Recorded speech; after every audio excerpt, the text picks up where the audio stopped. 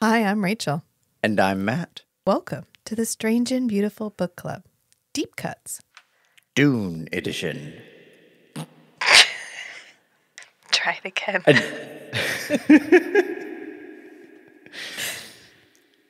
Deep Cuts. Dune Edition.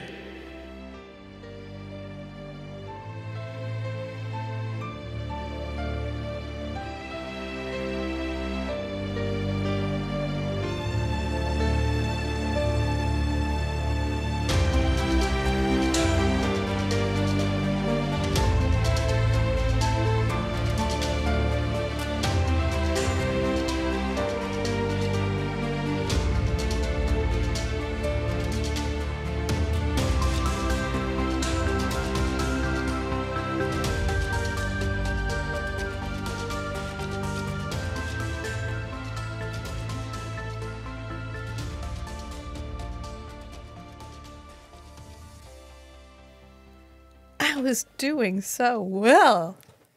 You know what we could do is we could pre-record that and then just play it back each time.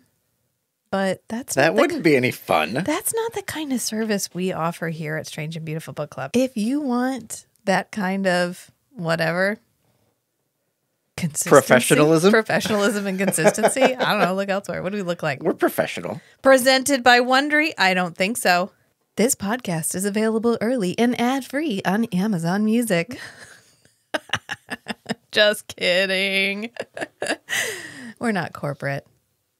It's probably a good thing. So fucking not corporate. Oh my God. I was watching one of those, you know those Instagram videos that are trendy? They do whatever. And the one right now is like, we're whatever. So we... Yeah. Yeah. So there's one that's like, I'm an alt boy, so I own more jewelry than my girlfriend.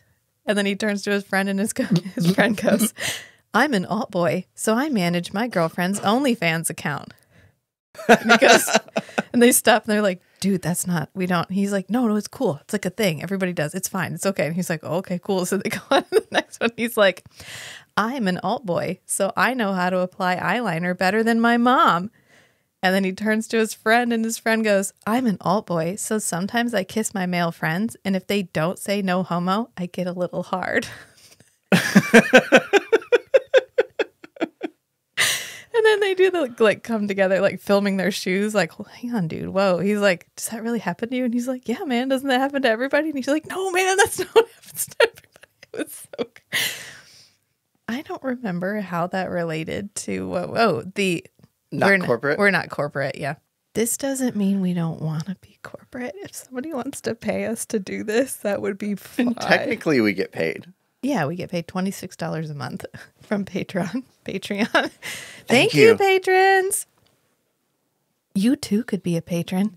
You could talk to us on Discord anytime you wanted to. All you have to do is pay for the privilege. $5 a month. You're welcome. You're welcome. No, we have a lot of fun on the Patreon. I was editing the 2.5-hour long Beast, Sheath, and Shatter episode that we just recorded. And so to pass the time while I was doing that, I was making AI images. I hesitate to call it art. I was making AI images. You were prompting AI images. And sending it to the Discord like, y'all check out this shit. Oh, it was really fun. Anyway, today we will be talking about Children of Dune, the miniseries produced by Syfy in 2003, Part 3. We've already talked about Part 1. We kind of talked about Part 2 / I ranted about costumes for an hour and a half. I don't know how you want to look at that episode, but that's what that was. So the saga of Dune is almost over. It's almost over. Well, then we get to watch the Denis Villeneuve. Yep. Denis Villeneuve? I like Dennis better. This is Dune by Dennis. Yeah, this is Dune movie by Dennis. Fucking Dennis. Doing a great job. I work with a guy named Denis. Yeah. And it's always Denny. Yeah. I don't think I've ever heard anyone call him Dennis. Yeah, I think they'd probably get written They up can tell by his HR. last name that he's very French. They'd probably get written up by HR. Be like, I'm sorry, but Denny has filed a complaint against you. I don't think he would complain to HR. He complained to your face? Maybe behind your back. Or just not worry about it. So anyway, it's time for part 3. We open with the wolves. We closed with the wolves last time. We open with the wolves this time. Mm-hmm. And kind of. Yeah, kind of. It's like Ghanima waking up and she's like, shit, Leto. And she looks out and there's a dead wolf and she goes and literally beats the dead wolf to death. And then she's like, may the sand strip the flesh from your bones. Maybe that's the Dune equivalent of beating a dead horse. Yeah, except these are not, stabbing a dead Laza tiger. except these are not native. And they're kind of, I don't know what these are. It doesn't really matter. We like zoom out and there's Leto and he's like, I'm sorry, but I had to do what had to be done. Right. With she dramatic says, music in the background. She does the like ritual statement of, may the wind strip the flesh from your bones. And then we switch to Leto and he says, may Shai-Hulud watch over you. Yeah. Whatever. Yeah. And we've made up Sakar Nabai, which is the golden path. I don't know, maybe in later books they call it Sakar Nabai, but we don't call it that in Children of Dune. There's some stuff outside of the books that talks about the Fremen language. And I was looking up something about Dune, Children of Dune, and there's part of the soundtrack, there's like choral singing. Yeah. And are they singing in Fremen? From what I read, Brian Tyler was like, oh yeah, I went through all of these like subsidiary documents that aren't like part of the books. They're just like his notes or whatever that have been published. And I picked out the Chaksoba Fremen words. Yeah. And so I put it all together. And then someone, like a fan, was like, actually, it really sounds like this other thing that somebody made that was like inspired by Dune. And they had a whole like poem or something written out. Yeah. Apparently, Brian Tyler just copy-pasted that. No. And it's Fremen-y sounding words. Yeah. It's just like he tried to like sell it as a little more I like wrote this. He did more research effort into the whole Dune Fremen thing. Maybe it wasn't cool, Brian. dude. I don't know. This is just like I saw it 2 places on the internet. Okay. Whatever. Well, so it may or may not be take true. that for what but it's a worth. funny story. Yeah, it's a funny story. But yes, Sakar Nabui. Sakar Nabai? Sakar Nabai. It's not in the book. No. They always just call it the Golden Path. The Golden Path. So after Leto leaves Ghanima, he kind of goes off into the desert and he sits on this dune and he's looking off into the distance, into the future, into his fate, I can only assume. Because then he looks over and his dad is sitting next to him. And I mentioned... Like, what are you doing? Well, I mention all of this because he calls him the whirlwind. He says, whirlwind. You will be the whirlwind. And I was like, oh, this is a really cool reworking of the Kwisatz Haderach, the whirlwind. Like when religion and politics ride in the same cart, the whirlwind follows. Mm-hmm. Well, we thought the whirlwind was Paul, but the whirlwind is Leto. The Kisrit. Well, the Kisrit is the cart with religion and politics in Yes. it. And But Leto is the whirlwind. Is the whirlwind that follows. And I thought, well, that's kind of cool because we spend the whole first part being like, you are the whirlwind. And then it's like, psych, your son is the whirlwind. And which we don't really do in the book. We don't bring the whirlwind metaphor back. Honestly, the superhero Leto in the book is treated very weirdly. And the way that they fold it back into the series is so much better than how they work it in the books. Because when we got to that, I was looking for it because I've seen the miniseries. And so when we got to it in the book, I was like, the shit? This is weird. I don't like it. Like, it makes me vaguely uncomfortable because he becomes a total asshole. And inhuman. He becomes immediately inhuman. As opposed to more compassionate than human, he becomes less compassionate than human. In the book, yeah. So, he regards humans as lesser. Like, it's not even worth his time, really. Right. And so I like how they fold back, like, this has been coming for a long time. This is what has been prophesized. He's not necessarily the Kwisatz Haderach. Neither one of them were. They were something completely different. Something unexpected. And then we get Alia falling deeper into madness. And I really like how we portray this because it makes her such a sad character. Yeah, she pulls it off really well. Tragic character in the series, whereas in the book, she's just like, oh, look at this woman that couldn't hold her shit together and she's fucking all the priests. And longtime listeners know how I feel about tragic characters. I love tragic characters. Longtime listeners, yes, Matt loves a good tragic character. So making Alia tragic is like, thank you so much. I really like this change. Of course, what it does do is make Jessica even more of the villain than I already thought she was, but that's okay. I really need to confront my feelings about Jessica because every time we watch something, it gets a little stronger. And now I know we're going to go back and watch Dune, and the whole time I'm just going to be like, fucking Jessica. Like, I hate Jessica so much. Well, I think in Denis' Dune, Dennis's Dune. we're in Dennis's Dune, Rebecca Ferguson is a little more emotive. She is Jessica. More emotive, but she still does all the same shit. Yeah, she still play the same story. I think part of my problem with Jessica in this series is Alice Krieg. It's Alice Krieg's, not her face, like in that she's not pretty, but in that it never does anything. She holds this same like I can't even describe how she, like when you pull your cheeks back and you get like, it thins your mouth out. But, like, that's the only face she can make. She can't relax her face. We wouldn't know who she is. It'd be like, who's that bitch? I've never seen that face before. Because she always holds her face like that. And then she does the voice like this. You don't like Alice's voice? There's just something about the voice that she uses. Right, for Jessica. No, that's her voice. Everything she's in, she uses that voice. Right, but for the Jessica character. It's because it feels like Alice Krieg is a character playing a character. Like, I'm not actually seeing this woman immerse herself in the character. I'm seeing Alice Krieg pretend to be Jessica instead of like, oh, that's Jessica. Oh, who's it played by? Right, it's like the uncanny valley of acting. Yeah, maybe. She's just not... She's fucking still phony. I don't know. I can't with the... I mean, I'm not going to dwell on it because I dwelt on it already. I think you already are. Maybe you can strive to let go. I'm going to face my fear. I'm going to let it pass over me and through me. And then I will turn and see the path that fear has left. And there will be nothing. Only I will remain. How about that? There you go. Is that good? Okay, thank you. Just repeat that in your head.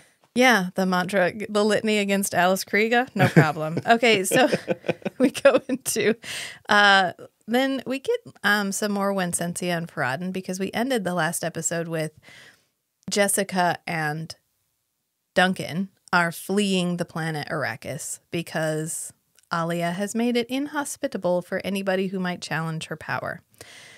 So poor Duncan has to abandon his wife, who is not his wife. It's just the flesh of his wife walking around with a different soul inside of it.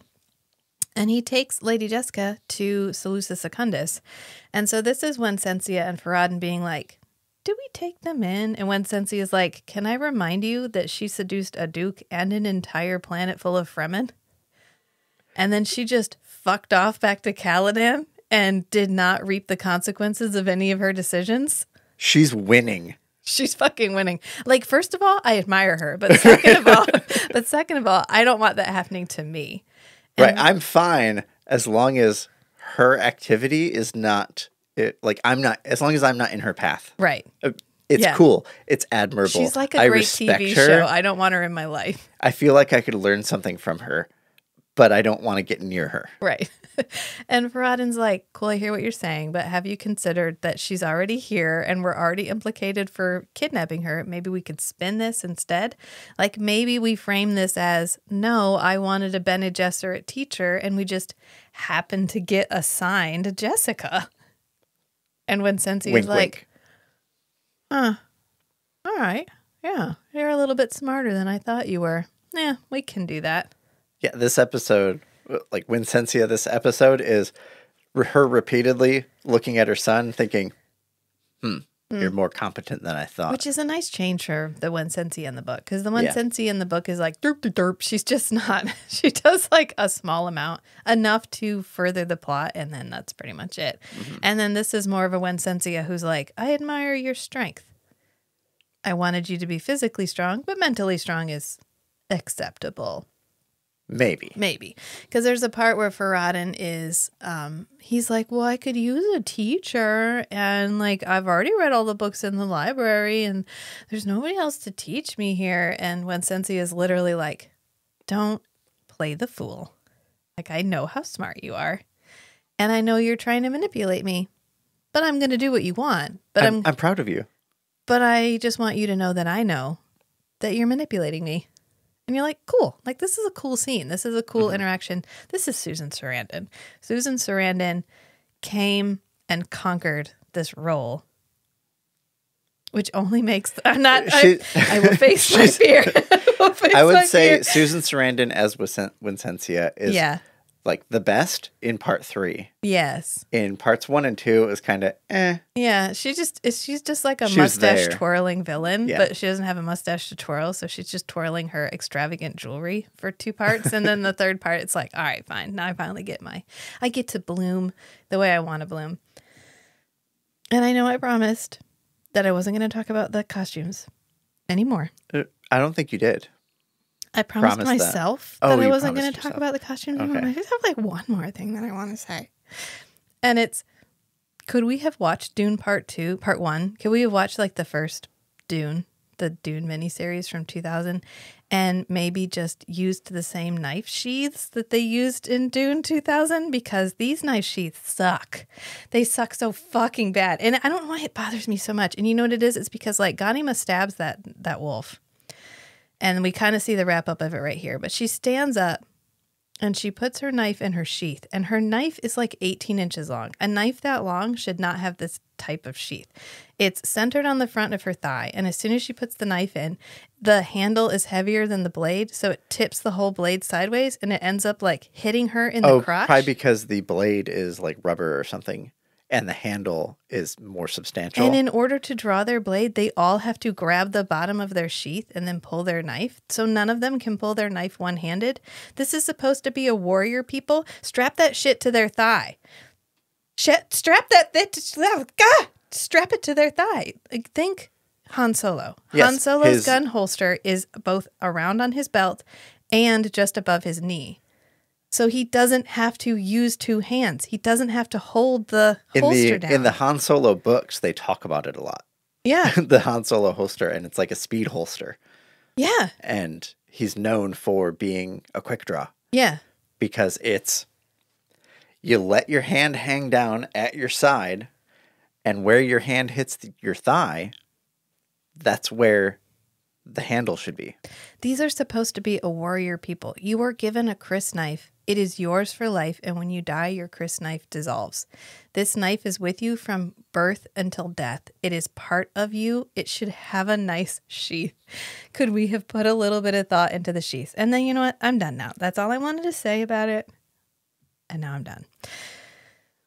So, Leto ends up in Jacurutu pretty early on in this episode. Because we need the Jacurutu plotline to wrap up really quick. Straight. Yeah, we have one episode. Yeah. So he's like, all right, well, grab me a worm and go straight to Jacurutu. And he does. And then he goes in Jacurutu and he's like, sand trout. And then they're like, we have your water in our cup. I don't know what this is. And they're like, haha, you know what sand trout are. Pew! And they just hit him with the train dart. Which I appreciate how well James McAvoy did. Because he has his knife up, right, in like a guard position, and he's holding his stance. He gets hit, and he grabs it with his left hand. His entire body stays in the stance, with his hand, with his knife hand up. James McAvoy's crushing it, right? Yeah, but this is like baby James McAvoy. I know, and he's still doing a good job. Right, he's really doing a good job. But like from a directing perspective, they did a good job. Yeah. Like directing the cast. Yeah. And we've actually sort of simplified the Jacurutu plot significantly. And Gurney's not there. Gurney's not there. And this works because we don't have to work in all of the intrigue. We don't have to work in the fact that Alia is manipulating this in order to try to get Leto to engage in the spice trance. We don't have to incorporate the whole other siege, which is actually lower than Jacurutu. Mm-hmm. We don't have to include the guy that's supposed to watch him and will kill him if blank happens, which you never find out what blank is. And this is like a double-edged sword because one, it allows us to introduce this plot line really early. It allows us to wrap it up really quickly, and it allows us to really get moving on the rest of the plot. But I really feel like it makes their motivation super murky. Because they're like, let's get him, okay, now let's give him a bunch of spice. Okay, so in the book, Alia indirectly, blah, blah, blah, blah, intrigue, deception, whatever, is trying to get Leto through the spice trance to awaken his prescience. Yeah. So that he can actually look into the future and cooperate with her, give her the information she needs, with orders that he is to be killed if he becomes abomination, gets possessed by the spirits of his ancestors, whatever. Yeah. In the show, they are putting him through the spice trance to try to get him possessed so that he will be insane and he'll be killed off because he's abomination. They could have just killed him, though. But this is supposed to be through Wincentia. I don't think this part is. Because they think everyone thinks Leto's dead. Only the people in Jakarutu don't think Leto's dead. So my interpretation was they wanted to get him on the spice trance, actually get him, give him so much that he's overwhelmed so that he gets possessed so that they can come out and say, hey, Leto's possessed. He's abomination. Kill him and remove one of the heirs as well as discredit part of the Atreides. Yeah, that's reading a lot between the lines. That's not immediately obvious. Maybe in the it's show. more, but I guess it's because we get this is through the rebel Fremen. Yeah, we get exactly 3 interactions, and it's he wakes up and he's like, "Oh, you guys are cast out, but you're pretending to be smugglers." And she's like, "Yeah, that's how we make our money." And he's like, "Cool." And then he goes back into the spice trance, and then we get her talking to somebody else, and she's like, I got to give him more. He's stronger than we thought. And they're like, whatever, give him as much as it takes. And she says, yeah, but it could kill him. And they're like, whatever, give him more spice. And then he wakes up and then he's like, oh, I'm cool now. I'm saturated with the spice. And that's the one where she's like, are you crazy now? Are you hearing voices yet? Are you crazy like your aunt yet? And so you get that they're trying to drive them mad, but we don't really know what their end game is. Well, one of the guys that was there is the one that kills Muad'Dib. Yeah. And yelling Jakarutu. Implying that they're part of the rebel Fremen trying to take down the Atreides empire. I'm just saying it makes the whole motivation here we don't over explain it. No. But we don't thoroughly explain it for either. Their own ends, they give him a bunch of spice. Yeah. Attempting to make him abomination. Okay. Well, that's fine. I mean, it's fine. That's why I said it's a double-edged sword, because it's fine, but it does squint a little at the motivations. It's okay. And then in my notes, I have Javid is punchable. And I think this is just a blanket statement for the entire episode, which is the actor who played Javid is infinitely punchable. And I don't know if it's the herbal essence hair he's working with or the stupid little smirk on his face every time he looks at Alia like he owns her in some way or what. But I'm glad when Duncan kills him, you're like, thank God, because he's awful. He's in this a lot, actually. He's not in part 2. He's in part 2 some, but then in part 3, it's he's there every time Alia is there. And he's the one who shows her the quote body of the priest that was killed so that she bombs an entire siege. And then he's the one who goes to Stilgar to try to get Stilgar to give up his neutrality, which is when Duncan kills him. But every time we interact with him, he feels a little bit more empowered. He looks a little bit more punchable. Yeah. So good job. Javid should look punchable, and congratulations, he looks punchable. So much so that that's literally the only thing I wrote in my notes. I also noticed something else that I thought was interesting, and we notice it anytime Alia has taken an overdose of spice, and then we notice it again when Leto wakes up after getting given Matt called it spicy soup. Spicy soup for who knows how long. Is their eyes glow? Like glow faintly? Yeah, his eye color was a different color blue. Yeah, they're like a really, like, they glow like they did in the first one. Mm-hmm. I thought that was kind of interesting. Like, maybe the reason that their eyes don't glow the same as anymore is because there's literally less spice on Arrakis. There's less in the air. Oh, yeah, so they're just getting saturated with it less. Yeah, could be. Yeah. Apparently that's what happened to Jessica because she lost her blue eyes altogether, which No you're blue. supposed to be addicted. Like, it's supposed to be something you can't stop taking. Right. You have to keep taking and Jessica's such level of spice. Jessica's such a bitch. She was like, I'll muscle through it if it means my eyes change Well, back. maybe as a Bene Gesserit with the level of, like, body control, maybe she can regulate the, like, spice withdrawal. Yeah. And you know what else? You really feel for Duncan. Or she's wearing contacts. Or, maybe, like Farad'n does in the book. Could be. Yeah. Maybe. You know what else they did a really good job of in this one is you really feel for Duncan. Duncan looks so sad. This actor acted in this, and then he retired from acting to work in his family's, like, clothing manufacturing company. Aw. I know. I was looking forward to seeing him in more stuff. I know. And then his IMDb picture is him with Javid hair, like really long hair. And you're like, oh, we could have had that. And instead we got, it looks like somebody took a lawnmower to his head. I don't know what is happening. But he just looks really sad. Like, I loved a woman and I had to watch her die, but she isn't actually dead. I'm watching her body walk all around, and now I'm having to work against her. And then I had to go talk to her. And then he's trying to get Stilgar to act, and Stilgar's like, no, I'm neutral. And he's like, oh, you mean you're wearing a collar? And he's like, watch your mouth. And Duncan's like, cool, I'm going to watch it do whatever it fucking wants. That's what I'm going to watch it do. Because then he kills Javid, and that's, of course, when Duncan gets killed. And we get the iconic line, which is 2 deaths for the Atreides, and the second for no more reason than the first. But he looks sad and slightly sweaty. And I think maybe it's the stress. He's just stressed. Also, he's wearing like 6 cloak layers. I don't know what this is. They had one long rectangle and they just pinned it at his shoulder. This is much better than his part 2 outfit. Oh, you mean the Mentat outfit that he was wearing? Is that what that's supposed to be? The vacuum bag collar or whatever it was. Don't lure me into a discussion about the costumes. And it seemed well constructed. It was just like, navel up of this like black. You know what it felt like? It felt like the big shoulder corpse thing of the glorious costumes from Dune 2000. It was, somebody had watched it. They didn't go back and reference it. They kind of remembered that they were cool costumes and maybe they had some texture. So let's make this whole textured cowl collar shoulder piece and we'll put it on Duncan. It's fine.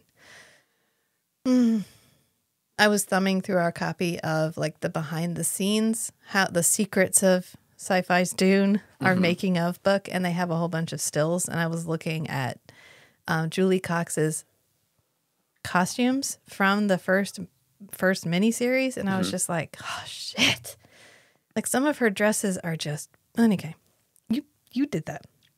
You're welcome. Okay, so we go back to Gurney's adventures in Fremenland. Jessica was basically like, Gurney, go out in the desert. Talk to the smugglers or whatever. Do you still have some friends here? You want to go talk to your friends? Go see your friends. Just, Gurney, you can go We're not going to be here for very long. Listen, Gurney, I'm going to set a timer. You have an hour, but you can go find your friends and play if you want to. And if you happen to get some information while you're doing it, great, report back. And then she forgot Gurney existed because she never interacts with Gurney ever again. No, at the very end, when she's leaving again, she's like, she calls him a good friend. Yeah, she's like, hello, friend. Are you coming back to Caladan on a friendly basis? Will we be hanging out anymore with affection? Kind of friends forever. Kind of friends. Just friends forever. Just friends forever. And Gurney's like, actually, I think I'm going to stay here because you don't actually love me and I matter here. So I'm good at riding worms. I'm good at this desert shit, so I'm just going to stay here. I don't know, because he goes off to gather information, and then he has this, you know what I want? I want a Gurney book. I want a whole book of like, what was Gurney doing for the 2 years? Oh, like a point of view yeah, Gurney book. yeah, Through the whole, like, from Dune Yeah. Messiah and Children of Dune. yeah. That'd be fun. Yeah, because Dune, he's gone for 2 years before we hook back up with him, and he's somehow like king of the smugglers. You know, that was some amazing shit he did. He's like best friends with the guy who runs the smugglers, so much so that his son in Children of Dune is like he saved Esmartuic's life. Yeah. And then he meets up with these guys in this How? right? Fucking how? What happened? How does a man who is constantly described as like a lump of grotesque flesh with an ink vine whip scar, and yet he moves through the world in this extreme... He's more powerful than Duncan. He's right. Duncan remarks, I think it's only in the book, that, he wasn't that good with the sword, like... Even back when he was training with Paul, like every day, he could still only best Gurney like 4 out of 10 times. Yeah. Gurney went through something super traumatic in his life, and then he fucking chose violence for eternity. Against the Harkonnens. And then he lived his life exactly the way he wanted to, and I want to see what that looks like. Yep. I want to know what did he couldn't have just like sat in the drawing room drinking tea with Jessica on Caladan for all the years that they weren't on Dune. You know, he was up to shit.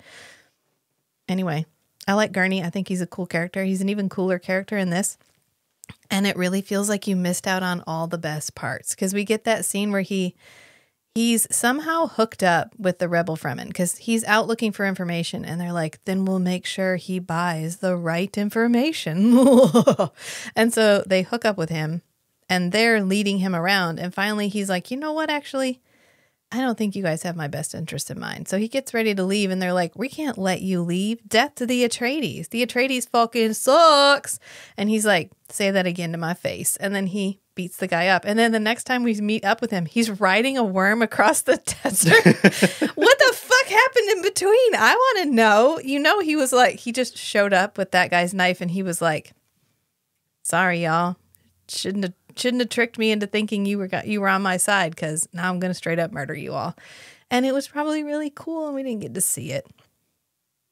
Alas. Instead, we have to watch James McAvoy as Leto come back from his spice trance, because he had a vision where there was grass and then all the worms were dead. And he was like, not on my watch. And so he woke up and he disarms the lady who, in the book, it's the one that she's supposed to be his Chani. And he's like... Yeah, he can see a future with her. Yeah. Falling in love like Paul did with Chani. Yeah. And he's like, you know what, actually, I think I'm good. So he goes and sticks his hand in the sand trout, and they just become part of his skin, which is so much better than whatever that visual is in the book of him, like, squishing the sand trout into Spreading it out over your hand like a glove? Yeah. Yeah. Yeah. Yeah, that would have been gross. I don't want it. No, this was fine. And then he's like, hell yeah, my skin is not my own. Okay. And then we leave him for a little while. But then later he survives the sandstorm in the desert. He's like, what is the only thing on Arrakis that doesn't fear the storms? The worm. And then he's like, I will not fear. And he's like screaming at the storm. It kind of like Lieutenant Dan. Yeah, it's not his best scene. It's kind of like Lieutenant Dan when he's on the, you will not sink this boat. Yeah, he climbs up the mast. Yeah. And they're the only one that survived the storm. Anyway, it's a great movie. So, you know, the best part about that movie is Gary Sinise was so moved by the idea, like the plight of veterans. He started a veterans organization. Oh, yeah. It's one of the biggest like veterans help organizations. Because he played Lieutenant Dan. Mm-hmm. Yeah, fucking great. So... That's commitment to the role. Gary Sinise, right? Someday we're going to do the Stand miniseries, which has Gary Sinise in it. And we can talk about my deep, abiding love for Gary Sinise. But anyway, he comes back after that. He pops out of the sand. And then he's like, I wonder if I can run. And then you want to talk about not his best scene. Let's talk about the like hands reaching out, grasping. Run out this is. What were they like? James, run. And so he ran, and they were like, can you? And then like 1 minute later, we have another running scene Yeah. And it's way better. I think it's supposed to be he's getting used to the new limitations of his body. Oh, yeah. Because we have that in the Children of Dune book where like he gets up and then him getting up, it's too strong. It And he throws like him. flings himself across the room and he's like, okay, I got to push a little less hard when I stand up. And I think that might be he was like getting used to what it was going to be like to run as. But it just looks goofy. It looks really goofy. You know what? Just close your eyes for a minute till the worm theme stops. The desert. This is like one of our few sitar deserty songs that Brian wrote for this. So when that ceases, come back. Because then we get this really gross line from Ganima. Because Jessica and Wencencia have been chatting, as they will do. And Jessica, who both neither wants her children nor wants them to lead their own life without her interference, decides that she's gonna help Wencencia by trying to get Farad'n married to Ganima. And I would say this is the scenes with Alice and Susan together are probably Alice's best scenes. Yeah. Oh, yeah. Yeah. You can tell she's enjoying being there with Susan, and she's really uninterested in being with all these other unnamed actors. That's me supposing that. I don't know. Alice could be a wonderful person, and I just... Something about this performance is really difficult for me, and I'm trying to work through it and not be overly negative about it, but it's just... You are in this property that lots of people love. This is the first and to date only time that these two books are adapted, and you couldn't have a facial expression? That's all I'm asking. Try. Mm-hmm. Don't act like this is beneath you, because it feels like she's acting like this is beneath her. And we've seen so many other times where the directing of the actors is really good. Yeah. But not Alec really Newman for is Alice. not phoning this in. Alec Newman is acting like Alec his Newman life depends loves on this this role. I can tell. He loves coming back as I was watching an interview with him, and he was talking about what is his favorite role or whatever. And so he was talking about this one, and he was saying that he likes it because as time goes on, it becomes more and more of an important performance. He said, especially now that it's sort of come back because the Dune movie was released in 2020. Yeah, he said at the time, he was just making a paycheck. Yeah, he was like, I was in my 20s. I just showed up and had a great time. I kind of knew about the books. I had no idea that what I was doing. I didn't know that the importance of this role was going to be. And he definitely respects what this role was and the fact that this was an adaptation that had never been tried before of two books that I honestly don't know how anybody ever read those and thought, yeah, I could make a movie with that. They are unadaptable. They're like, you have to rewrite it to adapt it. Yeah. And so they gave it to the guy who did the first one, and he was like, yeah, I could fucking work this out. Can I add butterflies? And they were like, well, however many butterflies you want. And he's like, fuck yeah, I'll put so many butterflies. And the characters are all going to watch them, but they're going to be CG butterflies. Yeah. So that they go where I want. All right. Can you imagine how many butterflies they would have had to have otherwise? Otherwise, you'd have to recapture the butterfly every time you reshot that scene. Someone go get the butterfly. Well, you're out in the desert. All you need to do is just have one flower. And the butterfly's always going to go You're back. not actually in the desert. You know that, right? Well, you actually have to go to the desert and have one flower. I will admit that these backgrounds are better than the painted backgrounds, but we are still probably on about 20 by 15 feet of sand for most of this. But the point I'm getting to here is Irulan, who is the only one who actually cares about the twins as people, shows in the television show. In the book, she couldn't give a shit. But in the television show, she actually cares about them as people. So she shows up to talk to Ganima, and she's like, Ganima, how do you feel about marrying Farad'n? Like, where are we at mentally? It's okay for you to communicate your feelings right now. And Ganima's like, I feel great about it because I'm going to put his blood on the wedding sheets and not mine. Gross. Okay. Okay. Now, the virginity discussion is for another time. But also, this line's not in the book, so somebody had to write this line, and so fucking gross, okay? Fucking gross.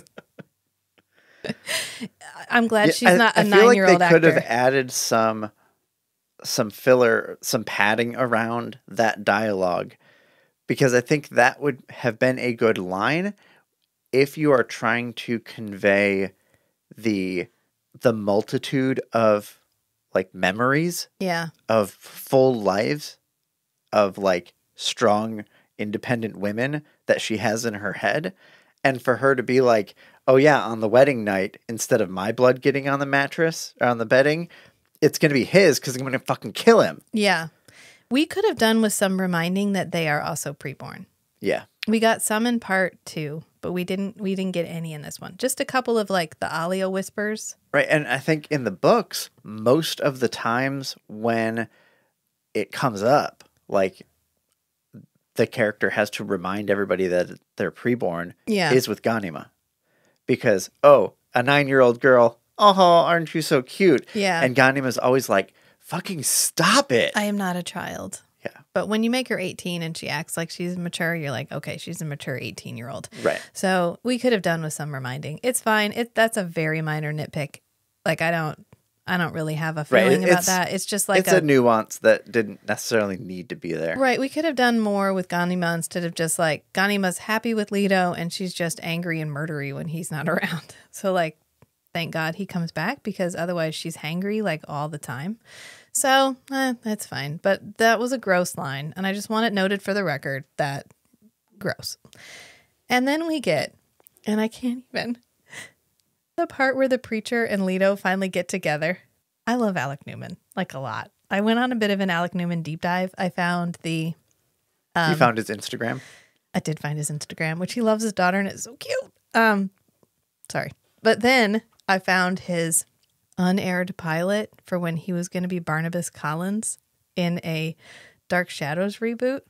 Oh, the vampire one. With Jessica Chastain in it, and you can find it on the Internet Archive, and it's approximately the size of a postage stamp. Like, don't try to blow it up. You can't even see the faces. And I feel really like I want somebody, can somebody please find this and like rescan the film and put it out somewhere for people who actually want to be able to see what's happening on the screen. We fucking finally get to meet the preacher and Leto gets to meet the preacher, and we get them to actually interact. And I really appreciate the makeup a lot more this time when I'm watching it, because he just looks grizzled, and he's supposed to look grizzled. And as long as we squint at the robe. But you are correct. Alec Newman is having the time of his life. He gets to be unhinged. He doesn't have to be like stoic, sad man who can see the future and is trapped by it. He gets to be the like crazy old dude that lives in the so cute. He gets to be the old guy that lives in the desert. Can you please set a timer for 45 minutes and then call us when the timer goes off? Okay. So I really thought a lot about this scene because this is the first scene where Leto and the preacher interact. And so Leto stops he stands in front of his worm and is like, halt, sir. And so the worm stops. And then Paul and his little guide get off. And then so Leto and let's call him Muad'Dib because, as he says, Paul Atreides is no more. So Leto and Muad'Dib / the preacher get a chance to just sit down and have a conversation. And part of me wants this to be the moment where Paul is like, yo, Leto, I'm your dad. Can we just have a hug? Right. Like, I was so waiting for like maybe even at the end of the conversation, like just a quick little hug. Yeah. Just no. Or even like a cheek stroke. Just a moment of like, you are my son. And I'm glad you exist. Well, he touches his hand and he says like, how far along is this, or how far has this gone? Yeah, because he discovers that his skin is like, every time we see James from here on out, Leto's skin is more and more covered, but it looks really cool. These like scaly patches. But I honestly think this is the better way, because as much as I want him to soften, he can't. He literally died when Chani died. Paul died when Chani died. The only thing that is left is Muad'Dib. And now he needs to kill Muad'Dib too. And he cannot turn from this path. He can't. Not even for his son. Right. He's incapable of it. He's doing this for his son. And if he softens even one moment, he might not. Do you know how hard this choice is? He might lose the nerve. He might lose the nerve. He might be like, maybe I can be a dad. Maybe I can recapture a small piece of that life I gave up. And so it's literally like if you have a bowl of M&Ms on the counter and you can walk by that 100 times, but as soon as you eat an M&M, it's harder to walk by it again. Mm-hmm. Kind of like that. But and you need to have a full bowl of M&Ms or the assassins will kill you over there. Kind of like that, yeah. It's just, he made a choice. He let Chani go. He made the choice to not get Chani back. He let that life go. He cannot reclaim even the tiniest part of it. And you can see him struggling with that. Because like when Leto gives Muad'Dib the ring and he puts it on his finger and he just gets this like, he closes his eyes for a minute like, no, no, no, no, no, no, no, no, no. Like, don't let it in. Like, ugh, I want this so bad and I cannot have it. And poor Leto is like, I just wanted to be with you. I wanted you to be my dad. Like, do you know how much I dreamed about having parents when I was little? Like how many times I was lying cold and I just wanted somebody to wrap their arms around me. And this is when Paul like grabs his arm and he can feel the scaly patch. He can probably see it too because it's Muad'Dib. Yeah. His prescience. And he's like, how far on. along is this? And he's like, I did the thing that you could not do because I'm strong enough to do it. And someone had to do it. And because you didn't do it, I had to do it. And he's like, this isn't enough. I want more from you. And it's literally like, I'm sorry, but this is all we may ever have. Like this moment is all you're going to get from me. It's all I can give you. I can't give you any more than this. And then he's like, are you a good Fremen? Are you still a good Fremen, Leto?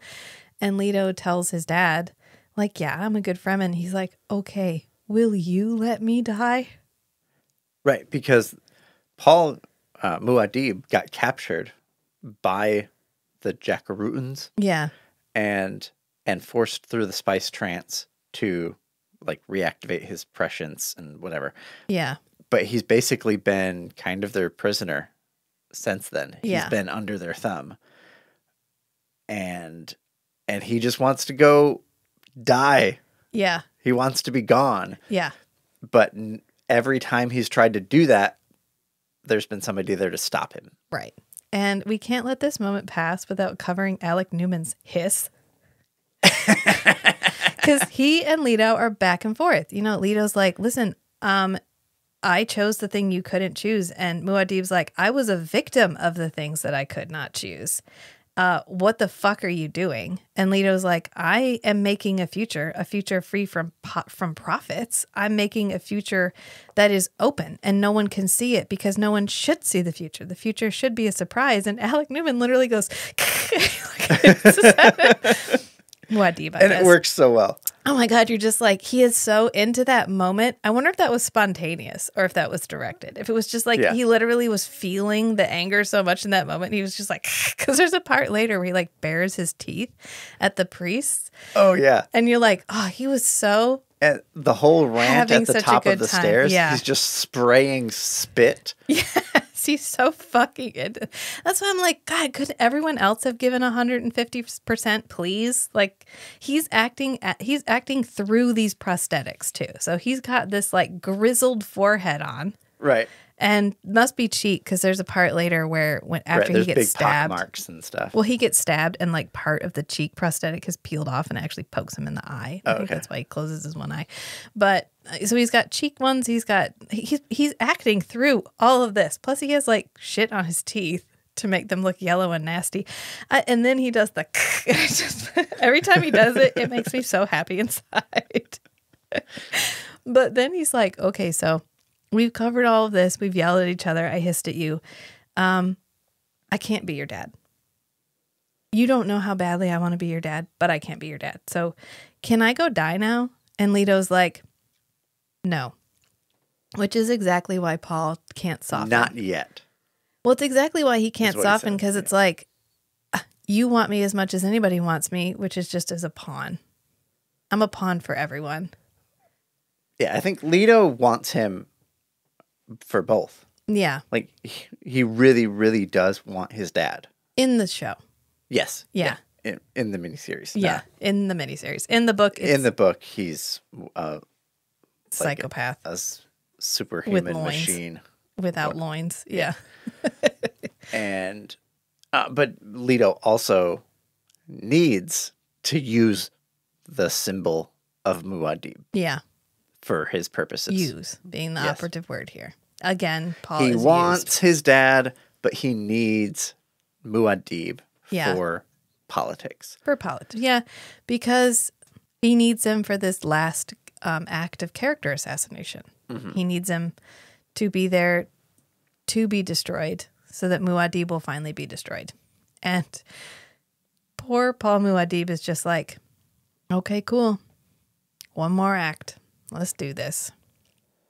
I guess I don't get to go yet. He's just so sad. Like, I've lost everything. I knew I was going to lose everything. And now I have to, it must be like being there's a part later where Jessica is contemplating these rocks and there's ripples around the rocks. And so I think it's a little bit like every action has all of these ripple effects, but also he must experience time in like an ever expanding series of ripples. So how many times has he had to lose Chani? How many times has he had to have this moment where he cannot be a father to his son? How many times has he had to live through this moment? And even having gone through it, he would still experience it. So it's just this like living in an echo chamber of your own future. And that would be really shitty. And again, that's why Paul is my favorite character. Paul is such a beautiful, compact, like tragic character. Well, we get his full life story. We get his whole arc. We get growth, triumph, we get godhood. Right. We get the hero's journey out of And then we Paul get the Atreides end. and Paul Muad'Dib, but then we also get the tragedy Yeah. of Paul Muad'Dib, and then we get the like final act and death of Paul Muad'Dib. And a lot of it is him, but a lot of it is just stuff that was done in his name, which is why he has to destroy his own name, because it's not necessarily his actions. Some of it are his actions. You can't excuse everything, but a lot of what's done is literally just done in his name. And so he has to do so much to kill himself because he has to destroy his own legacy. And I think that that is honestly the best story arc in Dune, the Paul destroying his own legacy. Paul having to accept this destiny in order to survive, but then what does survival mean? He actually survives in order to endure his own destruction. Anyway, then we come back to Gurney riding the worm. And again, I stand by. I want the Gurney story. I want the Gurney book. Because they're like, hey, I thought you were riding a worm. And he's like, what? Like, it's hard. Yeah, he's like, oh yeah, it was a 20 thumper ride. Yeah, it's fine. I think in the show, they're like, yeah, they taught me well. But in the book, he's like, I saw them do it a couple of times. I think I could figure it out. Right. Like, you get them here, you get on top of them, and you ride them. I don't understand what the problem Right. is. As I saw some people use the hooks once. Yeah. Like, it was easy. Yeah, and then we get in, like, we just add another element to this delicious character soup of Leto and Paul, which is we also get Gurney. And so Gurney walks into this room. He hooks up with his smuggler buddies. And then it's the same smugglers that he was with when he met Paul in the first book. Right. That's when he's talking to the guy and explaining what happened. And he's like, the sons of Esmar Tuek, Yeah, like, will never do what they did. almost as if history repeats itself. As if the same things come back again, except changed. So he comes back to the smuggler den and he reunites with Paul. Surprise, surprise. But first he talks to Leto, and Leto's like, I have need of you. Still at this point, nobody has told Gurney for sure, like explicitly, that this is actually Paul. Yeah. He just knows all the rumors about maybe the preacher is Paul. Yeah. But then he looks at Paul and listens to Paul. It doesn't really look like Paul. And it doesn't really And sound it doesn't like really him. sound like him because his voice is all gravelly and aged. Yeah. And so it's this like ambiguity for him where Is this Paul? Yeah. J- And he's just sitting in the stairs in the back with his hood up like, I don't. Right. This isn't a reunion. And Paul's back there like, go ahead. You initiate this conversation. Aw, this is really... But it's such a strong emotional connection for Gurney to Paul that Gurney doesn't want to like reopen that wound Yeah. just to have this guy be like, I'm not fucking Paul. Yeah. Who you actually cared. Think about what he old man. Think about what he would have to accept if he accepts that it's Paul. He would have to accept that he left Paul. Right, which he explains to Paul later. Yeah.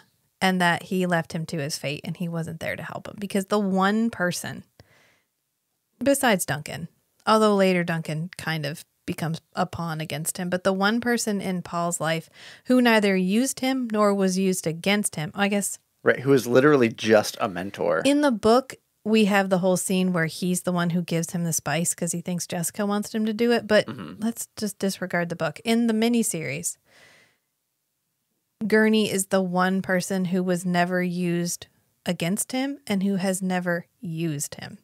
He is his friend. Right. He's literally a friend and mentor, and that's it. No Paul political has aspirations. no other friends. This is it. He had Chani and he had Gurney. And Chani's gone, and he hasn't seen Gurney in a really long time. And Jameis. He was a friend of Jameis. Wow. Thank you. You're welcome. God. So think about what Gurney means to him, and he doesn't want to hurt Gurney. What would benefit? Who would benefit if he harmed Gurney? If he was like, yeah, you abandoned me. I'm Paul. Which I think is why he's like, don't worry. Right. Even later when Paul and Gurney talk. Yeah. And Gurney's like, are you? Like, Because he calls him Gurney Man. Yes. He goes, don't worry so much, Gurney Man. And he's like sitting, because he's always meditating. He's always like cross-legged whenever he's not doing anything else. Crisscross applesauce. And so he's sitting on this little platform, and Gurney comes over and he's like, are you Paul? Like, you got to tell me. Are you Paul? And he's like, don't worry. Paul died a long time ago, and the sand has erased all trace of his presence. And soon, Muad'Dib will follow. Yeah, so even then, he's like, I'm not going to tell you that I'm Paul. Yeah. And I'm not even saying, like, when I say, and soon Muad'Dib will follow, I'm not saying I'm Muad'Dib either. Yeah, well, because I don't want to, like, make that an explicit statement to you. Yeah. Because I know you literally just said, and this scene is I'll kill myself if I find out that I left you alive. Yeah. Here. And he's like, oh, no. I mean, in his mind, yeah, Paul died a long time ago. Paul, the 15-year-old boy who came here from Caladan, who loved a woman, who thought he could save the world, he died a long time ago. And there's just me now. And it's okay. There's the ghost of Muad'Dib. Yeah. It's like Alia. Alia died. And Alia's skin is still walking around. Paul died. And now he's just Muad'Dib. And the way that they portray that in the miniseries is so profound and so beautiful because we just do it in the way that he interacts with people. Mm-hmm. We don't need these huge grand gestures. It's just like, no, Gurney Man, don't worry about it. I'm all right. In fact, I'm a little hungry. Think you could go get me something to eat? I'm going to use it. I'm getting you out of the room, but also, can you just go get something to eat? And so he leaves. And then we get some more scenes in Arakeen. But before we do that, we actually get Farad'n and Wencencia and Jessica coming back. And Jessica, it doesn't matter. It's fine. So we come back. And we skim right over that. We get another walking down the ramp scene, which is just going to leave that right there.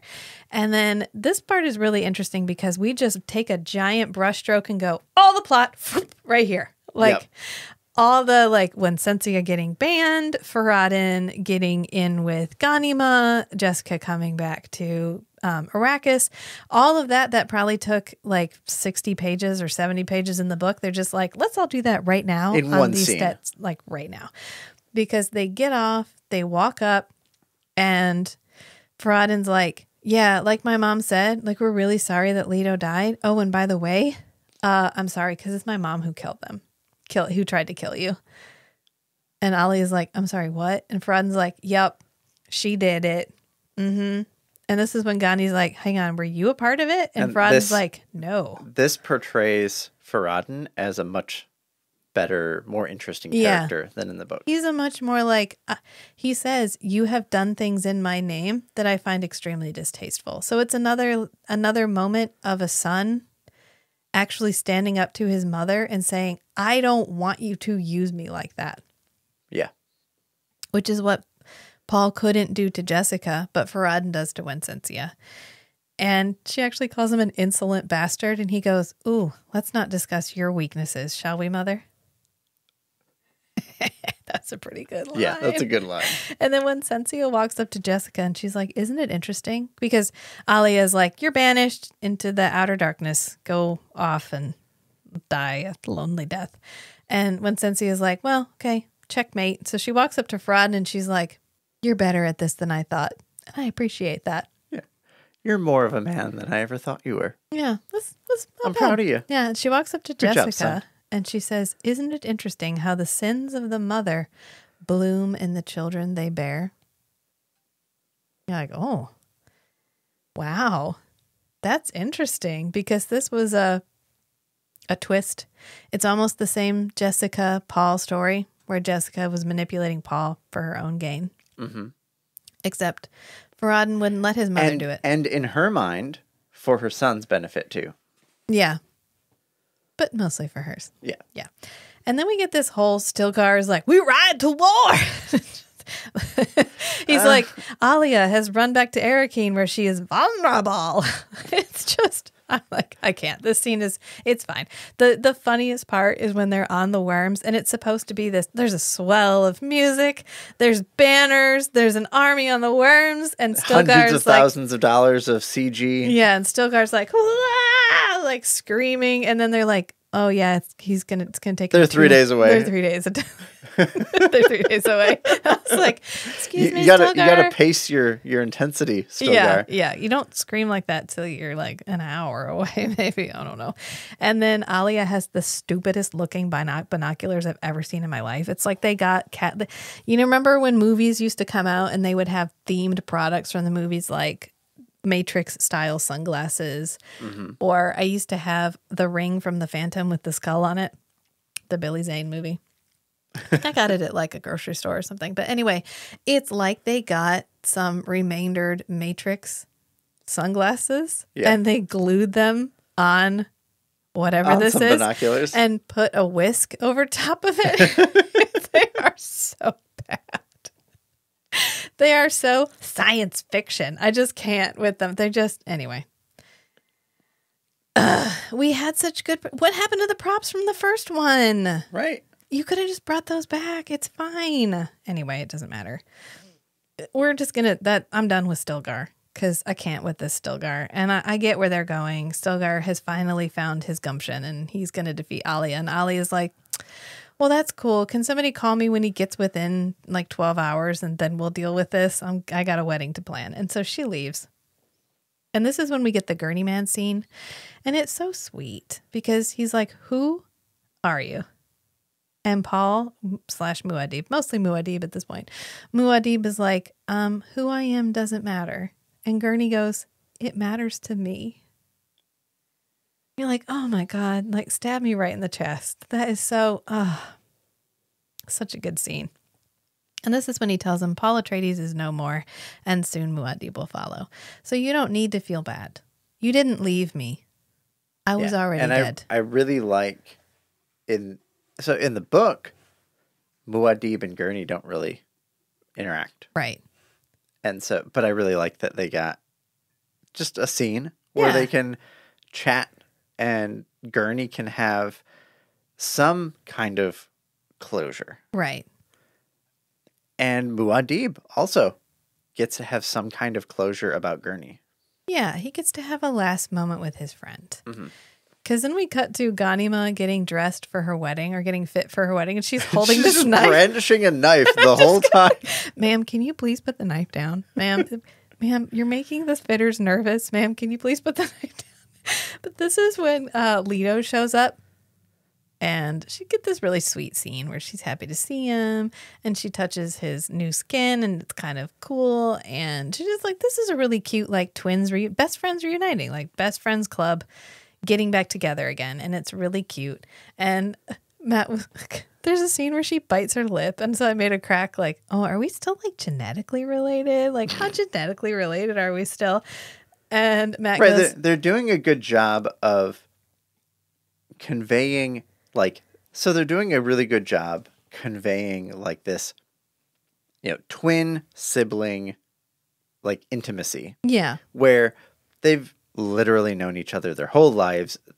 Never been apart. They've never been apart. They touch each other a lot.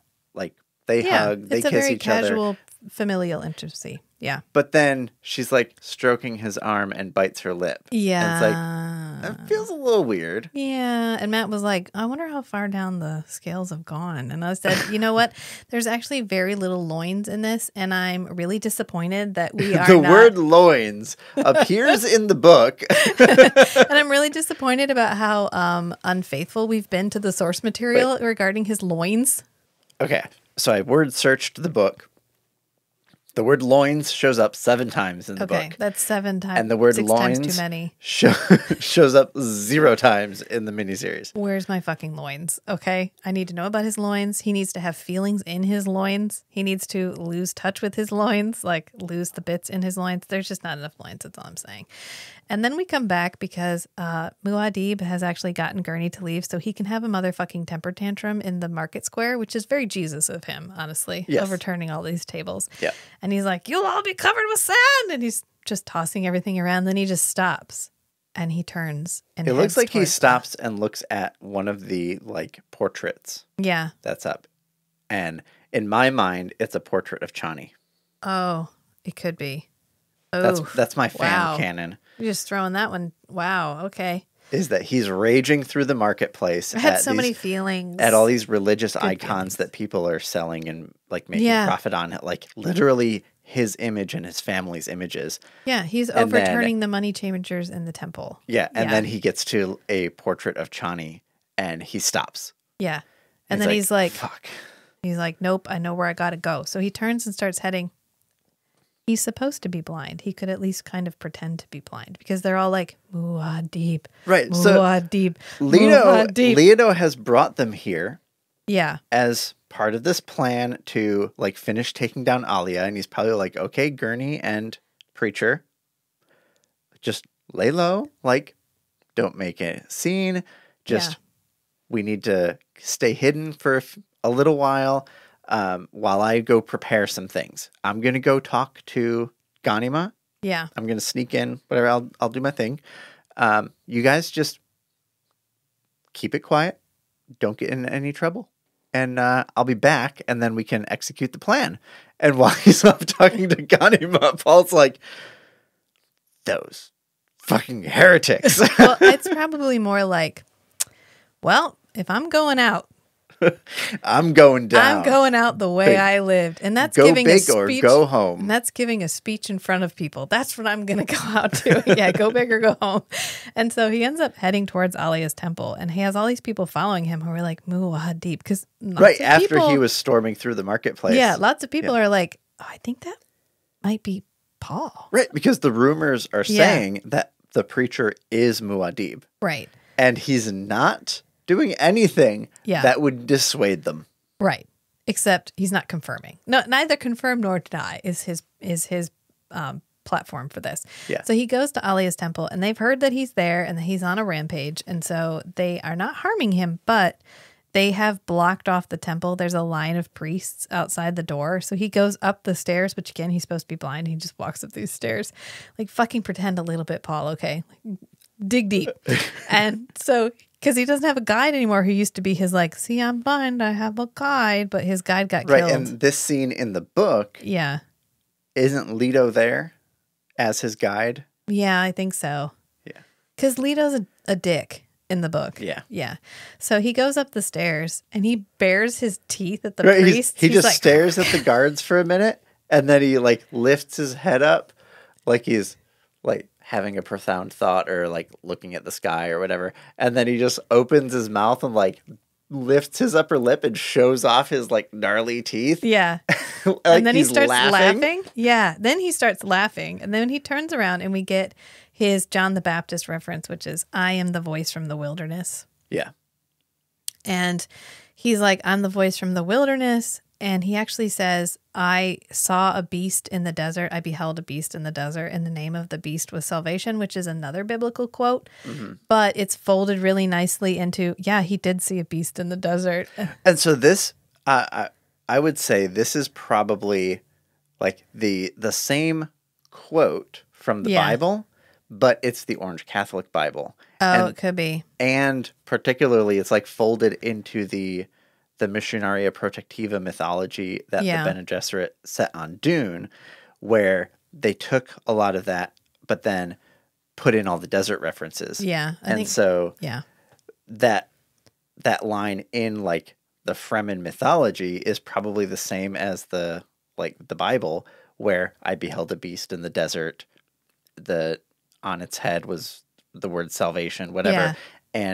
But then they were like, oh yeah. And then it like spewed water onto the desert, and it will spill your water onto the sand. Yeah. And the sand we've spilled on the water is blood. Yes. Yeah. And it's a fucking metal speech, and I love every minute of it. Yeah. Thank you for giving us this gift, Alec Newman and Paul Newman. Good job, writers. Thank you. And so Alia has snuck out to be part of the crowd. Gurney is running towards him because he's realized he's been tricked, so he dropped his sack of potatoes and he's running after him. And Leto doesn't quite know he's there yet, otherwise he'd be there immediately because apparently he can, I don't know, fucking teleport. Doesn't really matter. But I think this is really funny because then we get Jessica and she's in this room contemplating this stone garden and she hears Paul's voice and it's literally like, such a fucking drama queen. And then just goes back to looking at her stone. Right. And so the equivalent of this in the book, she's up in Alia's like throne room or whatever. And she's like, huh, that voice, he's using the capital V voice. Yeah. He's using some vocal control. And it kind of sounds like Paul. Well, maybe it really is Paul. This is a one instance where instead of protracting the plot, we expand the plot because the preacher death, Alia death, all that kind of happens really quickly. Mm-hmm. And then we get this long denouement with Leto, where Leto's like, hell yeah, I'm going to live for 3,000 years and I'm going to become a god and I'm going to manipulate bloodlines and I'm going to make the perfect people and I'm going to save us from the apocalypse. And you're like, blah, blah, blah, blah, blah, blah, blah, blah, blah, blah. So to make this a better ending than having James McAvoy give us a soliloquy on how he's going to destroy humanity and break it in order to build it back better, instead, we actually get our characters doing cool, sad, tragic shit. And it's brilliant. And I love every single change because, first of all, it's clear Jessica doesn't know this is Paul or fuck Paul. Either way, she doesn't recognize her own son's voice. Or she recognizes her son's voice and doesn't care. Yeah. And so she's contemplating her rock. And Paul kind of winds up his speech by calling out Alia. And he pulls Alia out of the crowd. And he's like, there's only one heresy left. And that heresy is, yoink, Alia. And then he looks at her and he goes, forgive me, sister. No one has ever said they were sorry or asked for forgiveness from Alia before, ever. Right. They were each other's family. They were all each other had. When Alia is dying on the floor... And her mother actually, Oh, Jesus. That scene is so much better in the miniseries than in the book. Yeah. But this forgive me, sister is just like, oh my God, like fucking knife to the heart. Because then he gets stabbed from behind. Immediately. Yeah. And then the love theme plays. Like the Chani and Paul love theme starts playing in the background. And you're like, oh my God. This scene there's like 3 points in this episode where just the soundtrack just hits it hard. God, so good. And then Leto arrives. Alia runs off. Gurney's not there because he's chasing after the guy that killed Muad'Dib. And Leto arrives and he holds his dad and he's like, "Tag, you're it, son." He's like, "I'm done. Like, I did it. I think I did it. I think I finally opened the way for you so that you don't have to do." I finished destroying the symbol. I of set you Muad'Dib. free. Yeah. I set you free. And now I get to go. I got so excited. And then he dies. And Leto whisks off his body. Yep. So they don't even Yeah, have there's that. literally just a puff of sand because Leto moves so fast. Yeah. And that's If Paul wasn't dead from the stabbing, he's dead from the whiplash. And then we get the wedding scene. And this is Leto's. Oh, so we in between this, we get Alia, or yeah, No. we get Alia in a minute watching the Fremen approaching the city. Oh, that and they're, was earlier. They're one day away, and she's like, "I have a wedding to get to." Yeah, that was earlier. Because we go immediately from Paul dying to the wedding Oh, scene. okay. Because we're watching I thought they were Jessica farther walk apart. in. Because Jessica's already wearing her wedding outfit. She's staring at the stones while her son dies on the ground outside. Oh, right, 'cause bleeds out on the Ghanima was ground. getting dressed for the wedding when Muad'Dib died. Jesus fucking Christ! I hate Jessica so much. She's like, anyway, it doesn't really matter. Just gotta. Fear is the mind killer. I could just kind of move through this. And so then we get the whole wedding scene where she comes in with Farad, and because honestly she likes Farad better than she likes her own kids because he's malleable and they never were. And this is a really tragic scene because Leto and Ghanima show up and they're both like pelvis to pelvis, like standing like, "Ta-da, y'all." The bitch is back. And they're like, "Oh, yeah." Well, And that was exactly Leto's line. Yeah, the bitch is back. And so then he, approaches the throne. He gets attacked. He beats a bunch of people up. And then he's like, okay. I think they did the Leto combat scene well. Yeah, I think just making him blur was better. the right choice. Was the right choice. Yeah. And then when Alia attacks him, because he takes out all the guards. Yeah. And then Alia, Harkonnen, takes control of Alia. Yeah. And runs at him with the knife. And he's just, casually just moving out of the way. Like, it's not even a contest. Right. And then he just, one hand, pushes her boom. away. Yeah. And then, the 6-inch punch or whatever. yeah, the thing, yeah, from Kill Bill where she does the put her It's fingertip on it and then punch Wing it. Chun or Yeah, whatever. it doesn't matter. He pushes her away and then he's like, "Okay, Aunt, it's time for you to go now. You've been dead for a while anyway. It's time for the rest of you to die." And in the book, this is very much like there's a window, jump out of it. And she's like, "Cool, thanks for the memories." And she jumps out of the window and that's it. But this is another brilliant change because she runs up to him to stab him and he doesn't stop her. And we get flashes of her other lives, the Harkonnen and all the other people that live in her head. And then she pulls the knife back and then pushes it against him again. And then we get all these scenes of her being her and just being of her happy. remembering herself. Being outside and feeling the wind on her face and being with Duncan and smiling and all those moments that she had that were just hers. Right. And it gives her enough of herself that she's able to stab herself. And Jessica is standing there the whole God damn. This was the moment for Jessica to come stand up in and be a mother because she falls on the ground and she's convulsing at one point. And Jessica's like, "Can you stop? Right. Can you fucking Jessica not?" just looks like, well, and then she's like, "Mommy," I know. She goes, "Mommy, help me." and Jessica just looks at her and is like, "Ew, gross." That's when Lita says, "Help yourself." And so she ends up. Right. This was the moment for Jessica to come in and lift up Alia, embrace her, Yeah. and say "I'm sorry, I failed you," whatever. Yeah. Some sentimental, I'll end tragic this for line. you. I did and then this to stab you. Alia. I fucking did this to you. I'll see it through to the end. Right. And then Alia can say thank you, Yeah.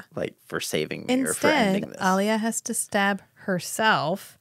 And then she collapses on the ground. And Jessica, for a minute, is like, "Oh, I'm fucking wearing white. God." And then she runs over. I need to get over there so the blood doesn't get on the rug. I know. Well, she picks her up. And then she does the same thing that she does at the end of the Dune miniseries.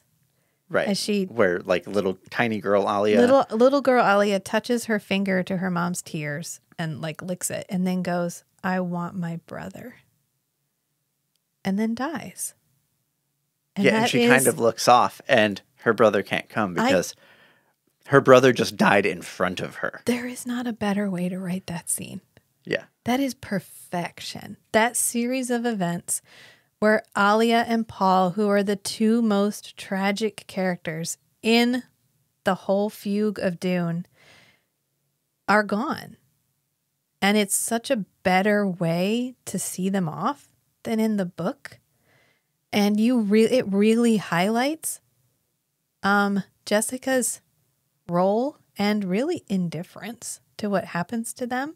Mm-hmm. Although she does cry for Alia, but too little too late. You didn't make any She sheds one tear for Alia. And then we get this voiceover where it's, well, then actually it's not a voiceover. It's James McAvoy running off into the desert, and he runs so fast he turns into a blur. And then we get Ghanima, like, he runs until he's so tired that he comes and lays his head on my lap, and he begs me to help him die. And Faradin's like, why would he want to die? That's pretty fucking cool. Look how fast he can run. And Ghanima's like, well, he knows what he gave up. Like, he knows what he's going to have to give up. He's stuck on a path towards the future so that none of the rest of us will have to be. Like, he made the ultimate sacrifice. He's making a sacrifice. Yeah. And Faradin's like, oh, does that mean we can't get married? And she's like, well, as my mother was never wife, so you'll never be husband. But that doesn't mean we won't love each other eventually. We're going to bang. Yeah. I mean, it's going to happen, but like, we're not going to be together like that. Like, you're going to be like Irulan. Irulan's cool. You guys can start a support group. It's fine. For traumatized nannies. Yeah. Although Irulan got married but didn't get to be wife. He won't get married, but will get to be I guess husband. Leto is going to be more like Irulan. Yeah.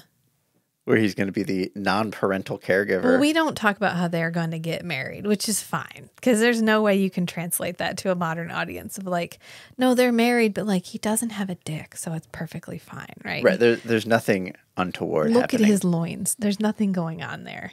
He doesn't have any loins. Doesn't have any loins. loins. Loins. Loins! Okay, we hit 7. Okay. So. Or you could just have the loins line once and then just a really strong reverb, so you get loins 7 times. Just loins. Look here. Loins. There. We just need to add that to the miniseries. Brian Tyler could have written a song where that was the lyrics. Ooh, a nice choral overlay to him running. Loins. No loins. No loins. And the song is just called No Loins. No loins for Leto. I just love the classic the classic man books when they're like loins, because it's like I can't say dick, but I'm definitely thinking with my dick. I feel right it now. in my jellies. I feel it in my jellies. So that's it. But the saga of Dune is far from over. Like, there's 3 more books which we may eventually someday read. Maybe sooner than later. It just kind of depends. We are apparently a mood podcasters. So there's a thing where you're mood readers, where you read based on your mood. You're like, oh no, I want a happy book. I want a sad book. I want a whatever. So you're a mood reader. Well, we're mood podcasters. So we'll just have to wait and see where the drifts of the mood take us. I was thinking today about how we used to actually have structure. Hold on. We need to remember the Gurney line. Mood is for cattle and love play. Oh. Yeah, okay, but that's about knife fighting. This isn't knife fighting. Yeah. This is podcasting, so it's fine. I was thinking the other day about how when we used to have structure, when we used to do science fiction, fantasy, and then horror. Mm-hmm. Those were the good old days. And then we were like, what if we just did what we want? You know what? It's good to try things, and I think it worked. And then we wanted to be able to focus on themes for longer, and so then we switched it up. So, I mean, that's fine. Yeah. I don't know. Hopefully you're on this journey because you enjoy us and you enjoy our commentary on things. And so then we can talk about whatever we want because you're here for us, right? Matt looked at me like, I'm here for you. but he didn't know how to say it just yet. So I guess we'll leave it there. I feel like we talked enough about that. And you know what? I forgot how much I love this miniseries. And as much as I bitched and moaned about the costumes, the way that they changed up the ending and just made the ending just like perfection, it worth it. I will tolerate all of those raw seams. Yeah. If I get this I ending. approve of all of the adaptations, the adaptation changes. And I just remember we were talking in the first one about why has Alec Newman not gone on and done more things. And he's actually done quite a bit. I mean, if you delve into it, he did a Frankenstein miniseries and some other stuff. And I was telling my sister that we were watching this. We get a lot of my niece stories, but honestly, the apple didn't fall far from the tree. So I was talking to my sister about this. And I was like, oh, yeah, we're watching the Dune miniseries and it's really exciting. And like full disclosure, my parents, my mom and my sister and nobody gives a shit that we do a podcast like at all. They don't listen. They don't want to hear about it. I don't talk about it in polite company. It's sort of like it's like sex. They want us to do it in another room and they don't want to know we do it. It's basically what it comes down to. But every once in a while, I just like poke them with the knowledge that we're still doing this thing, you know, that we have like 200 episodes of, but that's fine. So I was telling him about how we're doing the Dune miniseries and she goes, oh, is that the one with the short guy? Gross. Come on. So I just want to put out into the universe that size, don't be a size queen. It's okay if you're 5'8". Look at the good job that he did. He does an amazing job as Paul. Like, I like his Paul better than Timothée Chalamet's Paul. Well, we'll see how it goes. Let's just say that Jessica is to Alice Krieg as Paul is to Timothée Chalamet for Rachel. Say it again. I said Jessica is to Alice Krieg as... Do you hear me? I can hear you. Give us 2 more minutes. More minutes? The time of beat. Okay, tell her we'll be right up. We'll be right up. We'll see you in a few minutes. Jessica is to Alice Krieg as Timothée Chalamet is to Paul. I don't think he's the worst Paul. Kyle MacLachlan might have that honor. Yes. Yeah, that's a bar that I don't think Timothée Chalamet falls under. You know, it's not apples to apples. Okay, Kyle MacLachlan Paul is not apples to apples to Timothée Chalamet's Paul, and Timothée Chalamet's Paul is not apples to Alec Newman's Paul. Because and I think the new Dune is really good. Is really good. Yeah. I don't, except for the part where they had Jason Momoa shave his beard. Jason, you're a very handsome man. It's a crime. Don't shave that beard. Just don't. Okay, just leave it right where it is. So, it's hard to, you can't compare, right? Because they're not even the same thing. Dune 1984 isn't based on anything. It's out of left field. It has some names in common, and that's about it. Yeah. And then the miniseries, these 2 miniseries to me are the best possible adaptation because the format is the best. The person who wrote it is a fan, and it's long form. Longer than a movie can be. Although I think the 2 Dune movies will actually be as long as the miniseries when all is said and done. Yes. And then the new Dune movies are great. I like revisiting things. I don't worry about whether or not an adaptation is going to be better or are they going to do a good job with it or whatever. I'm like, oh, cool. Let me see what this person does. Yeah, but when me personally, when I think of Paul, I think of Alec Newman's Paul. Yeah. I would agree with you. I do. I would agree with you. You know what? I love it because it's like, it's very no gods, no rules. We do what we want. Yeah. And I feel like that's my new theme for what I really like is I really like when people are like, cool, let's do this cool thing. Let's just try something new. Instead of Denis Villeneuve was like, I was given a solid gold mountain and I have billions of dollars to work with. Let's make a fucking awesome movie. And you're like, great. I am also excited about this fucking awesome movie, but they aren't apples to apples. The $30 million that they spent on the entire Dune miniseries was Timothée Chalamet's paycheck for Denis Villeneuve. So if you fall into the trap of but this, it's not as good. The special effects aren't good. There's painted backgrounds. Don't fucking do that to yourself. I know I say this a lot, but I feel like this is a thing that I run into a lot where people are like, oh, but the production was so low or the production was so cheap. Right. Like you're only in it for how much you are being directly stimulated in a favorable way. Yeah. By this content. By the visuals. Purely by the visuals. Right. No, the story is the thing. So, story is the Right. thing. It's like foreign movies and TV shows with subtitles. Yeah. Just It's a 1-inch barrier. Get over it. right. You look over the tiny fence, the 1-inch, what is it called? The 1-inch wall of subtitles, and you enjoy the story. Yeah. And the acting. Yeah. So, I think we'll leave it there. Anytime we start pontificating, it's a good place to cut it off. Plus, our son keeps calling us on the walkie-talkie because he wants to go play Mario. So, until next time, friends. Bye. Bye. Mario Podcast